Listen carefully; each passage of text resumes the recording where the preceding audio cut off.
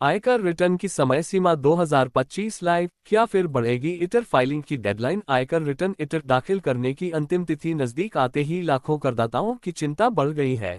वित्त वर्ष 2024-25 आकलन वर्ष 2025-26 के लिए रिटर्न दाखिल करने की डेडलाइन पहले 31 जुलाई 2025 तय थी, लेकिन मई महीने में आयकर विभाग ने इसे बढ़ाकर 15 सितंबर 2025 कर दिया था।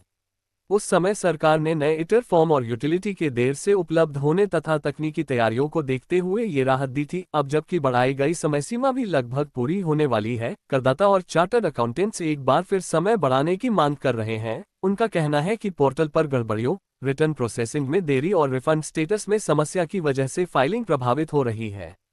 इस कारण बड़ी संख्या में लोग रिटर्न दाखिल नहीं कर पाए हैं और अगर सरकार और समय दे तो करदाता बिना गलती के अपना रिटर्न पूरा कर सकते हैं। आयकर विभाग के आंकड़ों के अनुसार अब तक करीब 5-3 करोड़ रिटर्न दाखिल किए जा चुके हैं, लेकिन अभी भी लाखों लोग ऐसे हैं जिन्होंने अंतिम चरण में फाइलिंग का मन बनाया है।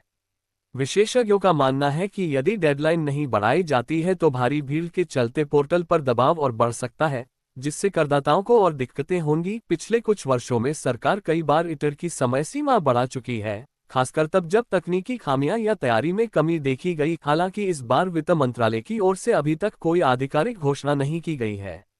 करदाताओं को इंतजार है कि केंद्रीय प्रत्यक्ष कर बोर्ड सीबीडीटी इस संबंध में क्या फैसला लेता है। अगर डेडलाइन आगे नहीं बढ़ती है तो 15 सितंबर 2025 के बाद देर से फाइल करने वालों पर जुर्माना और ब्याज लग सकता है। देर से फाइल किए गए रिटर्न पर 5,000 रुपये तक का पेनल्टी नियम लागू हो सकता है, जबकि छोटे करदाताओं के लिए ये राशि कम रखी गई है।